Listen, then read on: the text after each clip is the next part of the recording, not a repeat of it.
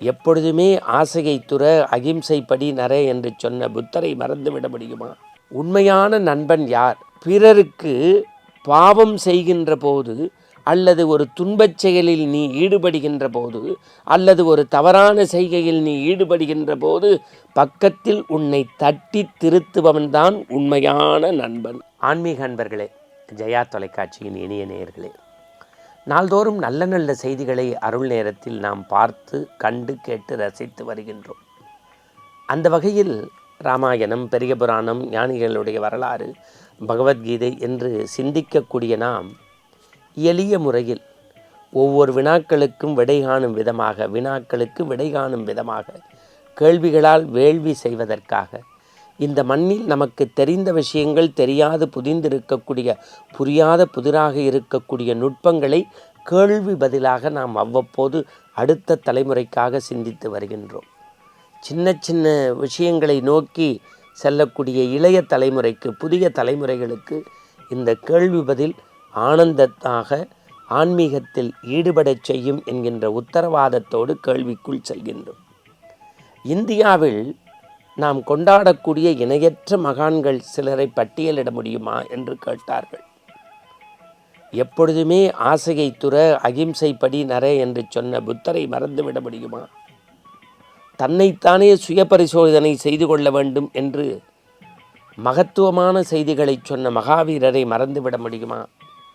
திருக்கோஷ்டியோடு நம்பியிடத்தில் நடந்து தேய்ந்து உலகம் வெய்வதற்கு மந்திரத்தை பெற்ற ராமானுஜரை நாம் மறக்க முடியுமா? எப்பொழுதும் நேர்பட செல் என்று சொன்ன மகத்தான செய்தியை சொன்ன மத்துவரையும், பிறரை நேசி மண்ணுலகில் வாழ்கின்ற போது ஈந்து கொடுத்து வாழ் என்று சொன்ன குருநானக்கையும், எப்பொழுதும் உண்மை பேசு என்கின்ற ராமகிருஷ்ணரையும், அவர் வழி நடந்து பாரத தேசத்தை எடுமின் விடுமின் என்று சொன்ன விவேகானந்தரையும், புத்தரையும், மகாவீரரையும், ராமானுஜரையும், மத்துவரையும், குருநானக்கையும், ராமகிருஷ்ணரையும், விவேகானந்தரையும் இன் மண் கொண்டாட வேண்டிய மகான்கள். உண்மையான நண்பன் யார்? ஒரு நல்ல கேள்வி. நம்முடைய வாரியார் சாமி எழுதுகிறார், பிறருக்கு பாவம் செய்கின்ற போது, அல்லது ஒரு துன்பச் செயலில் நீ ஈடுபடுகின்ற போது, அல்லது ஒரு தவறான செய்கையில் நீ ஈடுபடுகின்ற போது பக்கத்தில் உன்னை தட்டி திருத்துபவன்தான் உண்மையான நண்பன். அதனால்தான் வள்ளுவன் சொன்னான், உடுக்க இழந்தவன் கைபோலே அங்கே இடுக்கண் களைவதாம் நட்பு. நம்மளை அறியாமல் வேட்டி அவருகின்ற போது நம்முடைய கை போய் தாங்கி பிடிப்பதைப் போல, நாம் ஒரு துன்பம் தவறான செயலில் ஈடுபடுகின்ற போது நம் அருகிலே இருக்கக்கூடிய நண்பர்கள் நம்மையும் அறியாமலே வந்து தடுத்து நிறுத்தி நமக்கு புத்தி சொல்ல வேண்டும், அறிவை அற்றம் காக்கும் கருவியாக மாற்ற வேண்டும். அடுத்து ஒரு நல்ல கேள்வியை கேட்டிருக்கிறார்கள். எப்போது நாம் முக்தி அடைய முடியும்? அதுக்கு நம்முடைய ரமண மகரிஷி எழுதுகின்றார், இறைவனுடைய பாதார விந்தங்களை பற்றி கொள்கின்ற போது முக்தி தன்னால் வரும். அதனால்தான் நம்முடைய முன்னோர்கள் காதலாகி கண்ணீர் மல்கி கசிந்துருகி அவனுடைய பாதத்தையே நம்ம சிக்கன பற்றிக்கணும். ஒரு கேள்வி கேட்டிருக்காங்க ஒரு பெண்மணி.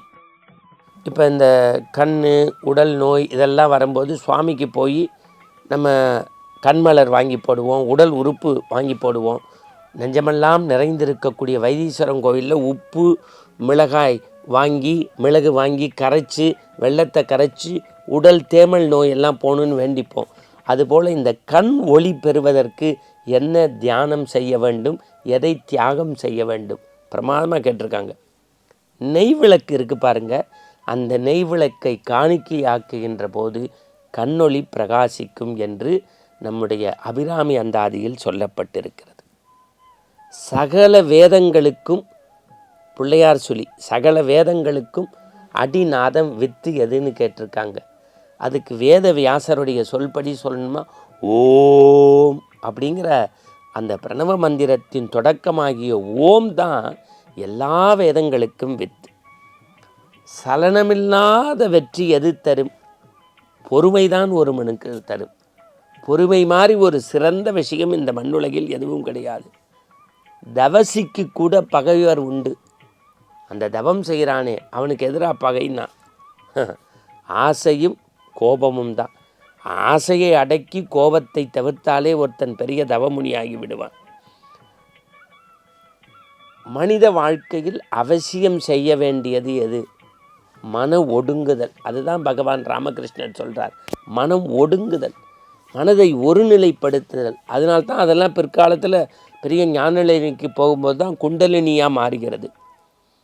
கோபம் உற்பத்தி ஆகக்கூடிய இடம் எதுன்னா அறம் செய்கின்ற இடம்னு ஒரு அருமையான பதில வாரியார் எழுதுகிறாரு.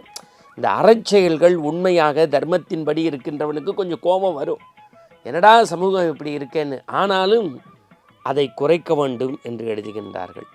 உண்மையான வீரன் யாருன்னா புலனடக்கம் செய்கின்றவன். எப்போது ஒரு மனிதனுக்கு உயர்வு கிடைக்கும்? உண்மை பேசுகின்ற போது கிடைக்கும். புகழ் தருவது எது? பூமி போல பொறுமையோடு இருப்பது. இன்னும் சொல்லப்போனால் மனித வாழ்க்கையில் துறக்க வேண்டியது எதுன்னா அறிவும் திறமையும் உண்மையும் பேசாத மனிதனிடம் நாம் பழகாமல் இருக்க வேண்டும். அதுதான்.